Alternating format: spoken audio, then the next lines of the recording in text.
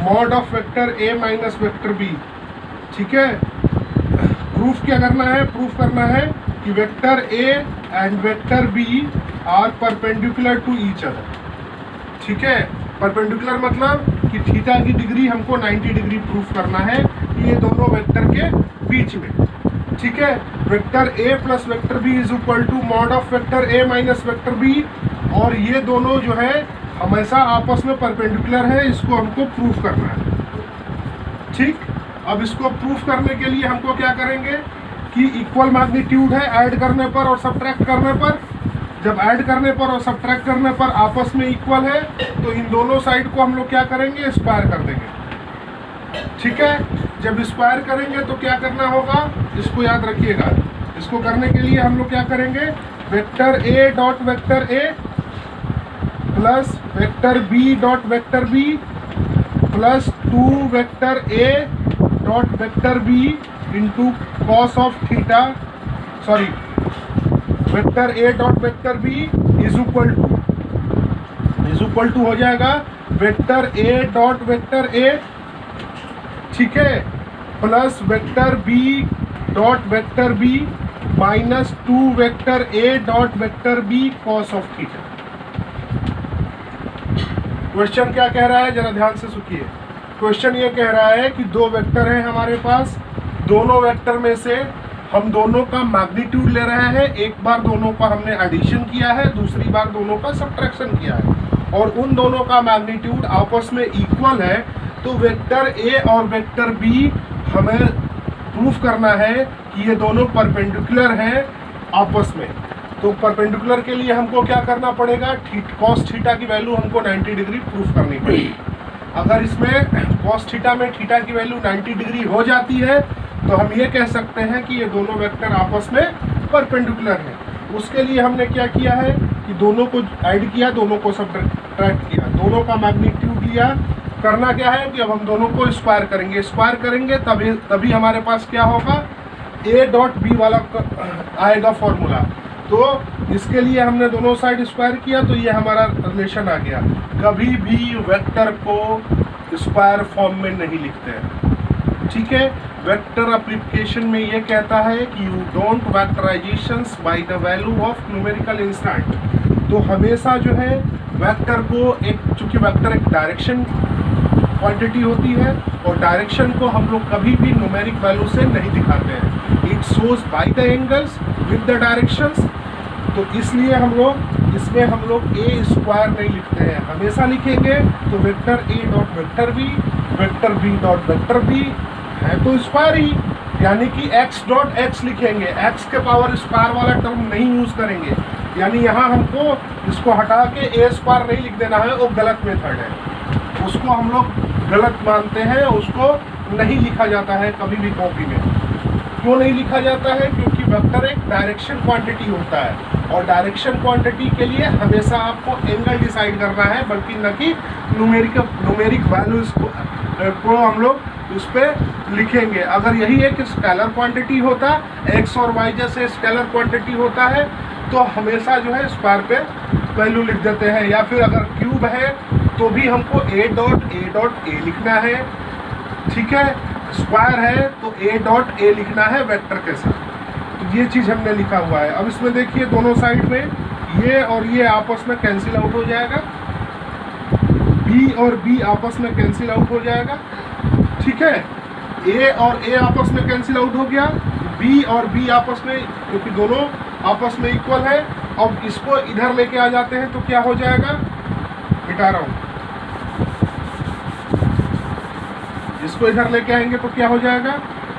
Vector 2 plus 2 A B plus 2ab is equal to 0। इसको हमने क्या किया है?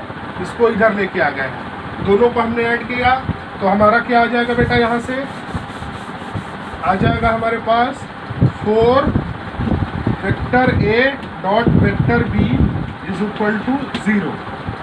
क्लियर? और vector A dot vector B क्या होता है बेटा?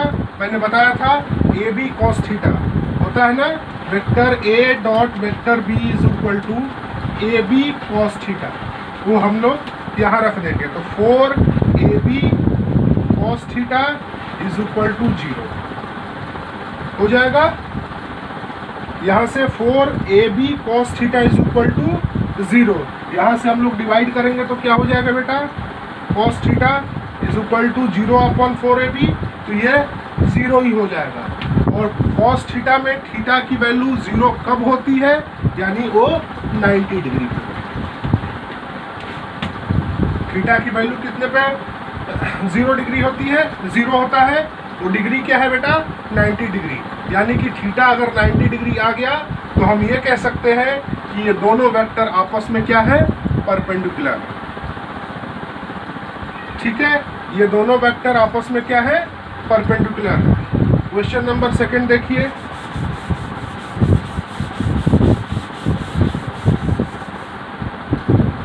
क्वेश्चन नंबर 2 है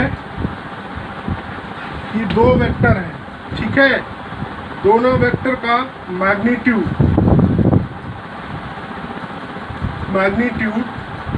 जो है 3 और 4 है। ठीक है, यानी कि एक वेक्टर A है, इसका मैग्नीट्यूड दिया हुआ है 3, दूसरा वेक्टर दिया हुआ है B, ये दिया हुआ है 4।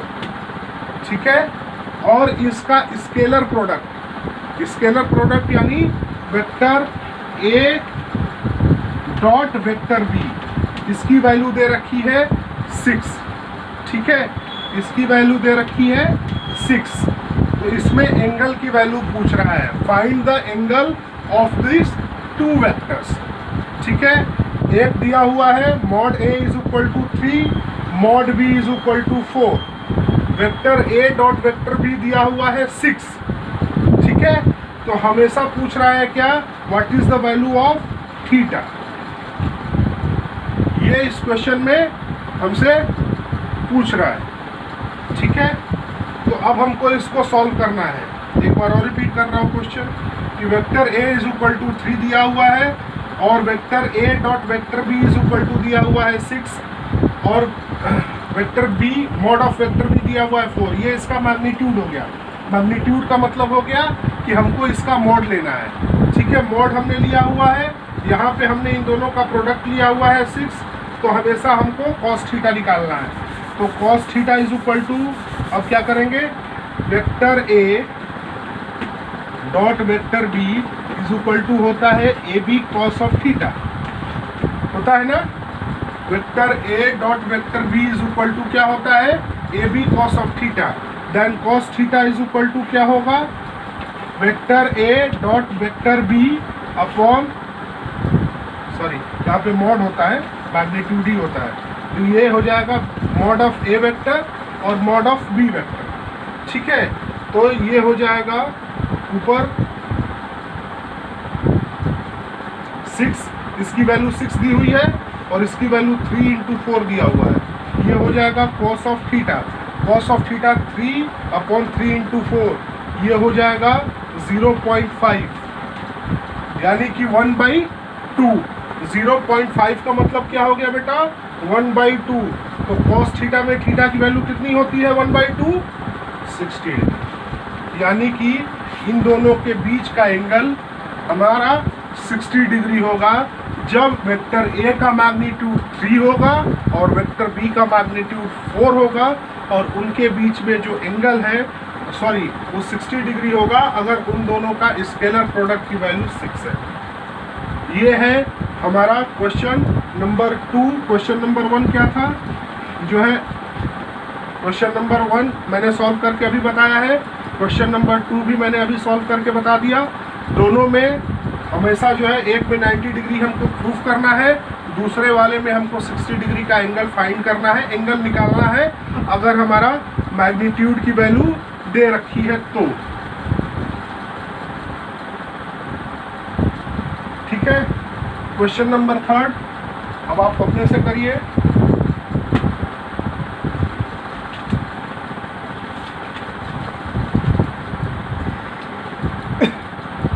A particle moves from the position 3i plus 2j minus 6k 3i minus 2j plus 6 k position एक दिया हुआ है R1 is equal to 3i plus 2j minus 6 k, और R2 दिया हुआ है 14i प्लस 13j प्लस 9 के, और फोर्स की वैल्यू दे रखी है 4i प्लस 2j प्लस 3 के।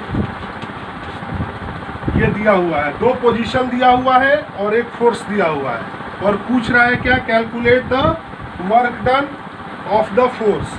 तो इस फोर्स का वर्क डन निकालना है। तो वर्क डन क्या होता है बेटा, W is equal to F dot S होता है।